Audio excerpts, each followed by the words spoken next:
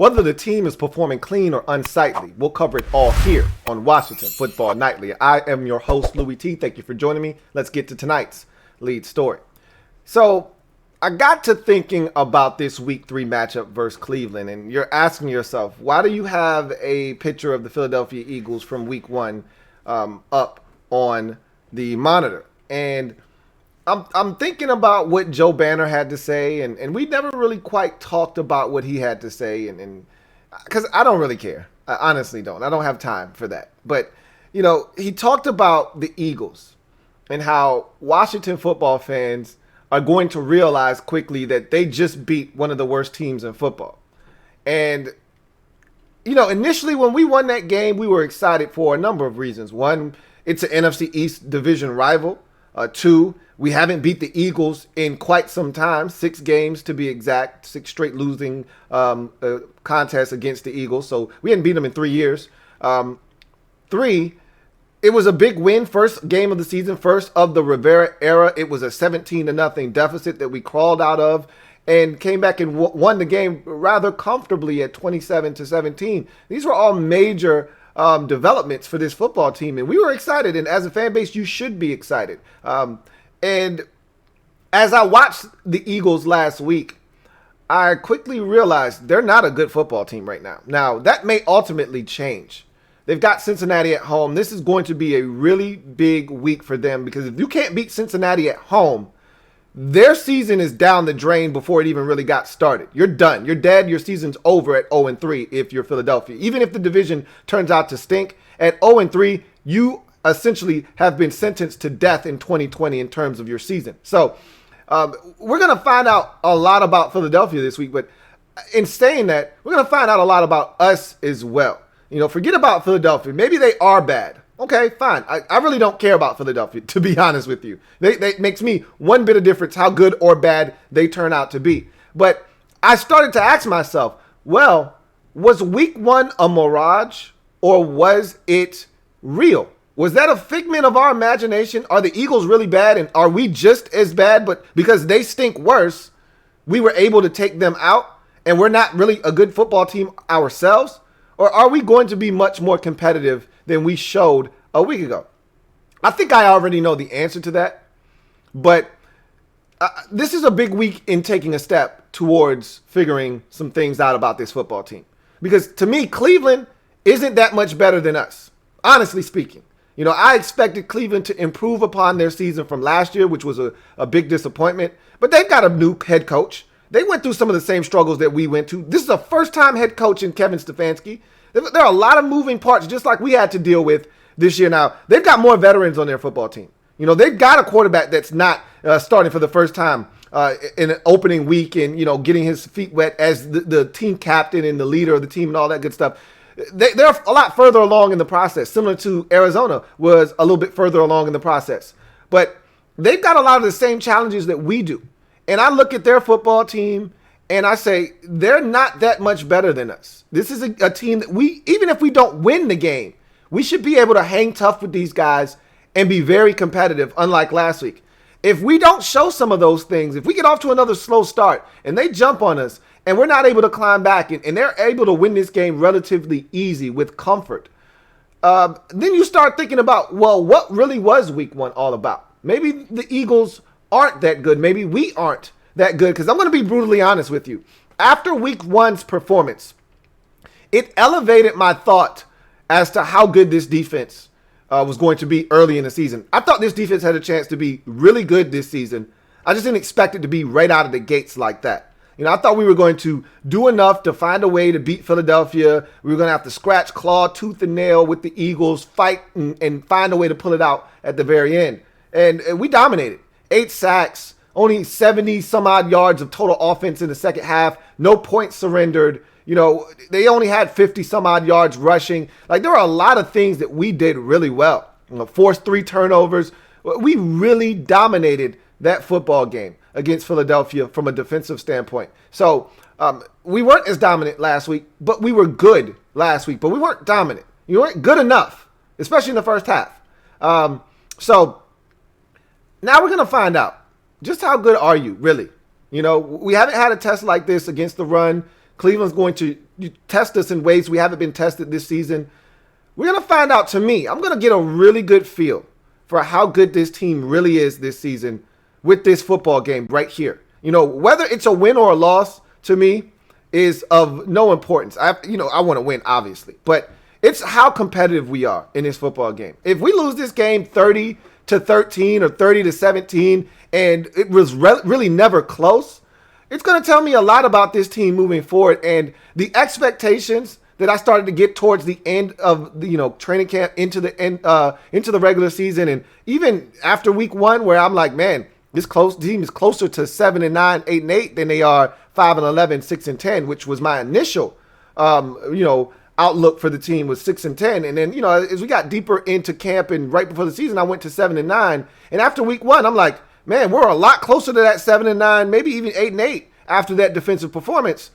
Now I'm looking at Cleveland and I'm saying, if we can't be competitive in this game, ultra competitive, to the point where in the fourth quarter, we've got a chance, deep in the fourth quarter, we've got a chance to win this ball game, I'm going to start trending back towards that 6-10. Maybe we're a 5-11 ball club. So this is a big game for me. I can't speak for any of you out there, but this is a big game just from a standpoint of how good are we anyway? This is a good barometer because the Browns are right in that same department as we are, I feel like. I don't expect the Browns to make the postseason this year. I think they're going to be close. Well, how close are we to where they are?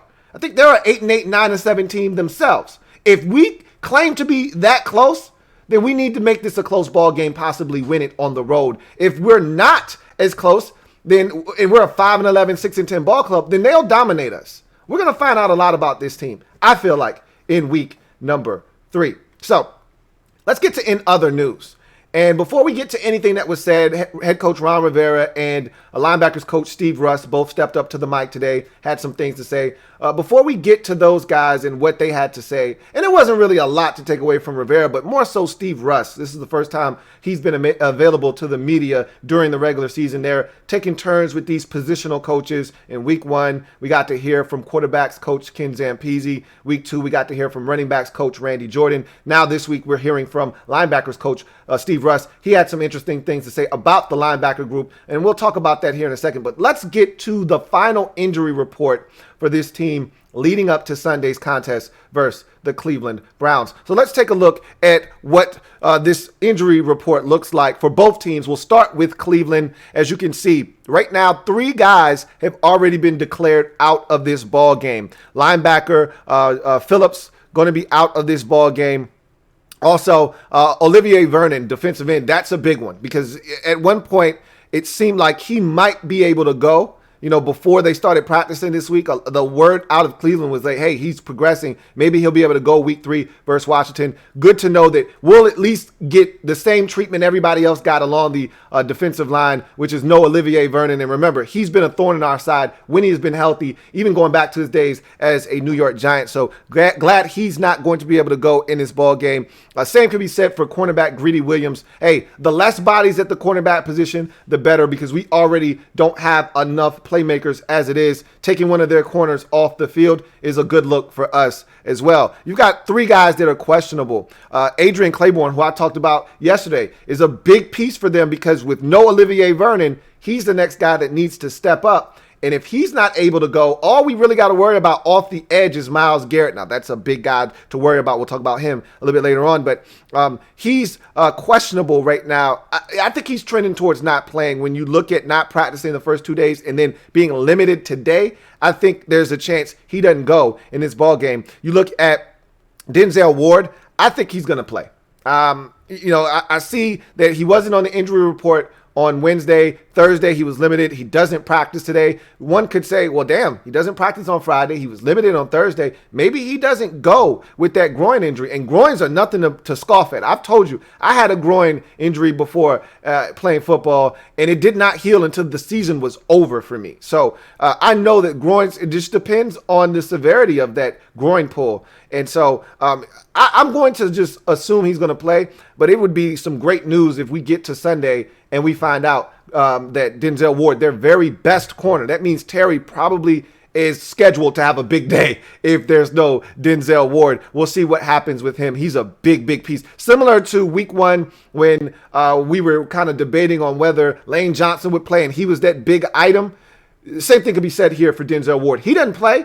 I'm looking at Terry and I'm like, all right, let's go eat, man. Get your fork, get your knife. All right, stuff your napkin in your shirt because this could get real messy. Let's go eat. So if Denzel Ward can't go, this could be a big game for Terry McLaurin. And then also linebacker Mack Wilson is questionable. He's been limited all week with a knee injury. Another guy that they are relying on at the linebacker position. They're going to get Sione Takitaki back. As you can see, he's not even listed on the report here in terms of status. So they're going to have some help, but Mack Wilson is one of their better linebackers. So if he can't go, again, more help for us on the offensive side of football. And guess what? We can use all of it. So you now transition to us, and you see that right away Saahdiq Charles not going to be available. He had a setback, as we talked about a couple of days ago, and that's how he landed on the injury report with a thigh injury. So Rivera talked about how he's pleased with the depth on this team, so he's not really that worried about Saahdiq not being able to go. And then also, Brandon being out, and then Morgan Moses being questionable, which we'll get to here in a second. So Saahdiq Charles being out, hopefully it doesn't matter because he hasn't seen the field yet, nor do we need him to see the field at this point. And then Cole Holcomb, I told you he wasn't going to play, hadn't practiced all week. I think that knee injury may be a little bit more serious than what's being led on. And again, if it in fact is a 3-week injury, why didn't you just put him on IR? I don't understand. He didn't practice last week. He hasn't practiced this week. If he doesn't play next week, you essentially are taking up a roster spot for what exactly? But then you get to the questionables. Morgan Moses and Steven Sims Jr. I told you I expect both of those guys to play. Both of them were full participants in practice today. They're both listed as questionable. Now, remember, last week we had a similar situation, except Thomas Davis Sr. and Kendall Fuller both were limited on Friday. They were not full participants, but they ultimately didn't play after practicing fully on Wednesday and Thursday. So this is a little bit different. I expect both of those guys to play. I told you Morgan Moses is a warrior. He doesn't miss games, similar to Ryan Kerrigan. He does not miss games. And Steven Sims Jr., I felt like was a guy they were taking it slow with because of his importance on this football team. They did not want to rush him, but I feel like this is a guy that is too important to the success of this team offensively.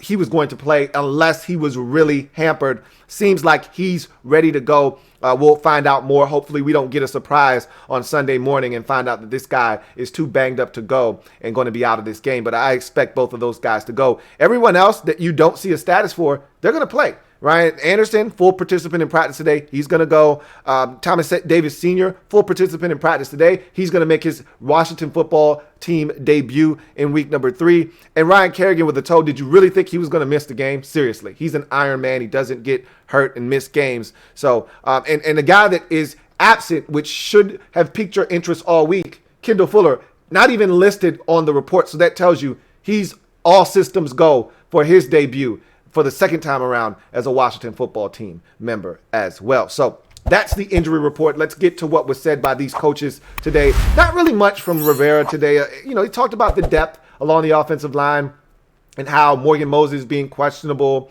couple that with Sheriff being out for the next 3 weeks minimum, and then no Saahdiq Charles. Are you worried about depth along the offensive line? He's like, no, this is why we kept all the guys that we kept on the final 53-man roster at the end of cuts, because we were preparing ourselves for a situation like this.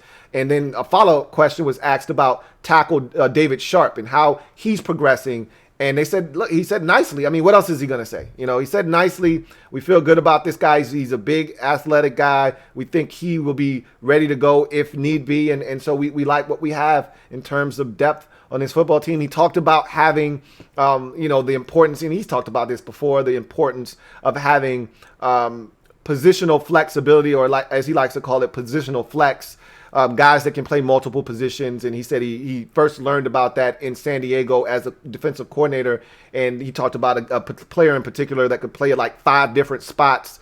And so when injuries took effect, that guy was so pivotal for them because he could do so many different things. And then he talked about a situation in Carolina where they had some injuries along the offensive line, and they were able to plug a guy in, at right guard that was a right tackle because he could play both tackle spots and inside at guard as well. So positional flex is something that he's been harping on from day one, and he just kind of reiterated that again. But no real new news. They talked a lot about his travel schedule and all of those things, and so it wasn't really anything that you need to concern yourself with as far as the upcoming game. But then when you talk about head linebacker coach Steve Russ, I thought he had some interesting things to say because he's talking specifically about his positional group, linebackers. We'll start with Cole Holcomb. He said, yeah, Cole is doing the things necessary because, the worry is, hey, he's a second-year backer. This lack of time is tough on a guy that hasn't had a ton of reps.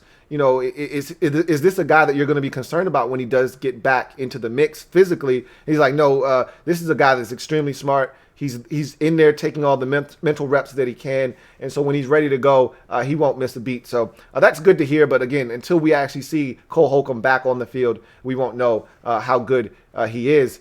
He talked about Kevin Pierre-Louis, and that's been a topic of discussion, a hot topic of discussion over the first 2 weeks because this staff has talked a lot about KPL.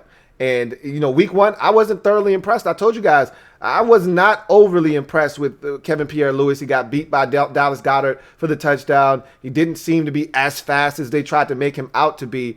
But then I watched him in week two, and this guy was the best player on the field defensively for us in that game, and that includes Chase Young, who was a stud again in week two. But to a lesser degree, I thought Kevin Pierre-Louis was a man possessed. 15 tackles, 10 of them solo. I made a bunch of big plays in the game. He was all over the football field. I saw what those guys had been talking about in week two. So he said there was a massive leap for him from weeks 1 to week 2. And that's what they're looking for. And they're looking for another jump in week number 3 because they want consistency from him. Remember, Kevin Pierre-Louis has never been in a starting role before. He's always been a guy that's come off the bench. If there are injuries, then he gets an opportunity to start. But this was his job, from week 1. So they're looking for consistency from him, and he said he's been really pleased with the improvements that they've seen from him, and they want him to continue to grow and then be consistent along with that growth moving forward. So I'm excited about Kevin Pierre-Louis. He also talked about John Bostic and his leadership.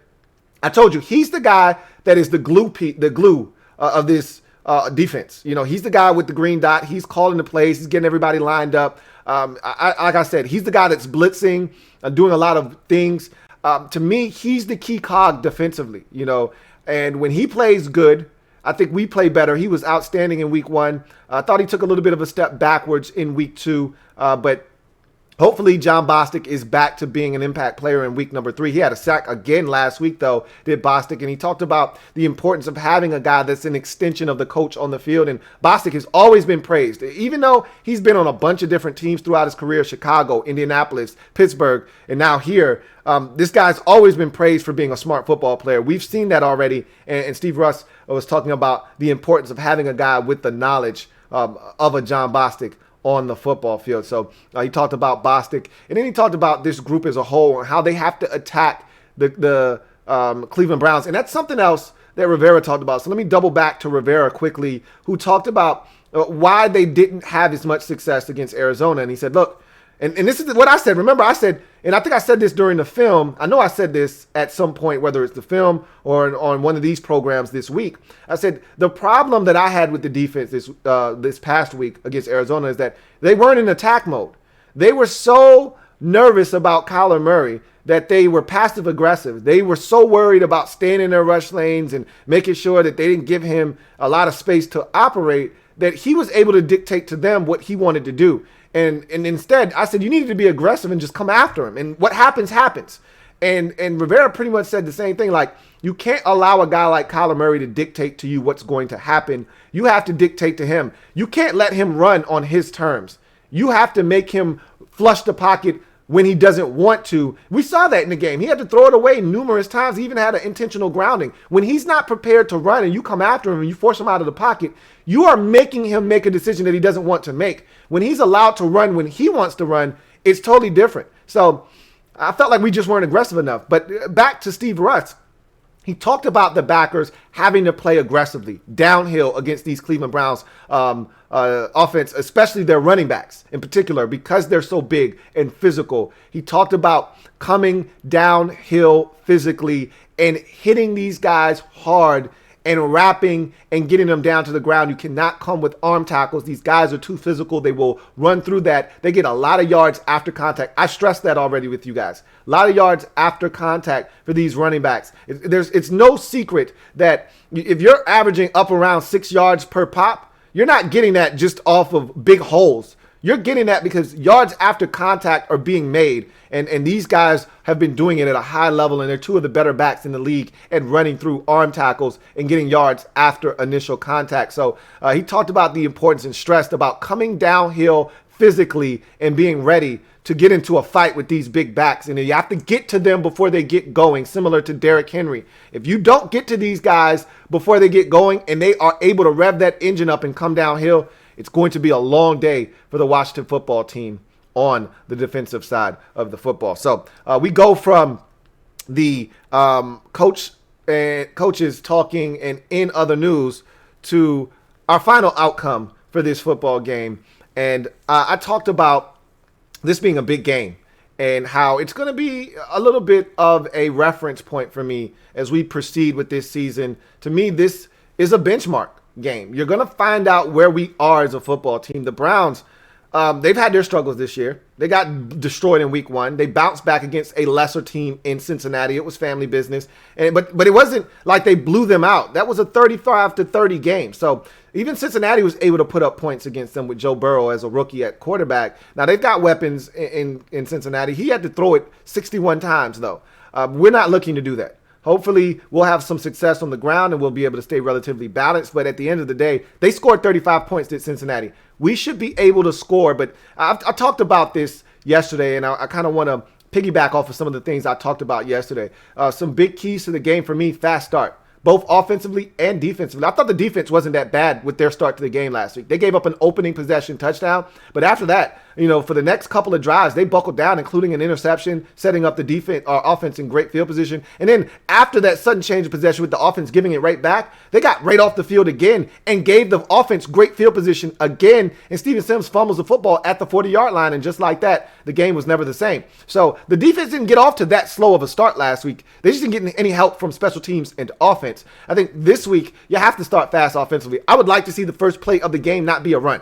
Let's not come out and have Dwayne throwing his first pass on 2nd and 8 or 3rd and 7, which has been the case the first 2 weeks of the season. How about we get him into a rhythm with the very first play of the game? A short completion, whether it's a slant, a wide receiver screen, something easy that allows him to see a completion being made and allows him to get into an early rhythm. I want to see us take some shots down the field. I think this is a week in which you can take some shots down the field and have some big plays take place. And again, they don't even have to be deep shots necessarily. I just want chunk plays in this game. We've had to really scratch and claw for everything we've gotten from an offensive standpoint. Even the short drives have been 8, 9 plays. We need to get some chunk plays, a 27-yard play, a 41-yard. We need to be able to score faster, not have to be so meticulous and methodical in our drives and approaches. We need some chunk plays. I think we need to have some big plays in this game. It'd be nice to take a shot or two and maybe hit one of them in this ball game and see if we can't loosen up the defense. But starting fast on offense to me is imperative. You look at another thing that's massive. We really haven't talked about it. I said we would talk about it today, and that's containing Myles Garrett. To me, that's the number one focal point of the offense going into this game is where is 95 and how do we stop him from having a massive impact on this football game? Because if Myles Garrett is able to wreck shop, we're in trouble because this guy is capable of destroying a game plan. And this is a guy that can play inside. He can play outside. He had a sack forced fumble, which was a pivotal play in Thursday night's win over Cincinnati. Joe Burrow wasn't suspecting that Myles Garrett would be playing on the inside on that particular play. He beats the guard inside, swats the ball out of Burrow's hand. It's recovered by the Browns on the 1-yard line. They ultimately scored a touchdown. And that was, to me, where the game really changed there. Cincinnati, up until that point, was right in the ball game. That was a huge turnover. We have to find a way to contain him. The interior of our line is really tender right now. You got a second-year player in Wes Martin on one side at left guard, and you got Wes Schweitzer, who's a perennial backup at right guard. It could get ugly inside. If these guys don't communicate, they're gonna try to take advantage of some matchups inside. And another guy that's been playing really well this year, Sheldon Richardson, has been playing like a man possessed on the inside. If Wes Martin doesn't buckle down, he will run him into the ground in this football game. We have to be more stout on the interior of this line when it comes to pass protection, because they've got the ability to not only collapse the pocket with Sheldon Richardson and some of the other guys, Larry Ogum, Joby. All these guys are really talented. They have the ability to collapse the pocket from the interior or win with quickness. Not only do they have the ability to do that, but Garrett off the edge could be a problem in this game. Jaron Christian, I thought, did some good things last week, but he hasn't seen anything like this. Myles Garrett is pretty much a watered-down version of Chase Young, if you ask me. He's really good. He's that good. If Chase Young's an A- right now, and honestly, Garrett's a better player because he's been in the league longer and he's been doing it. So, in my mind, the talent side of things, Chase Young is better, but Myles Garrett is right there, and arguably you could say he's better than him because, again, the production is there already.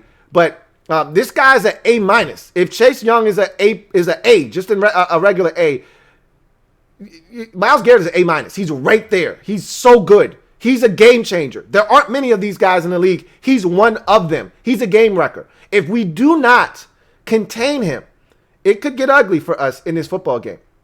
Conversely, we have to get after Baker Mayfield. The way to do that is to stop the run or at least slow it down. If they're constantly, and this was one of the problems last week, if they're constantly in third and shorts, they're going to carve us up. And then that's going to allow them to take some shots. And don't be surprised if they take some shots on 1st and 10, 2nd and 10.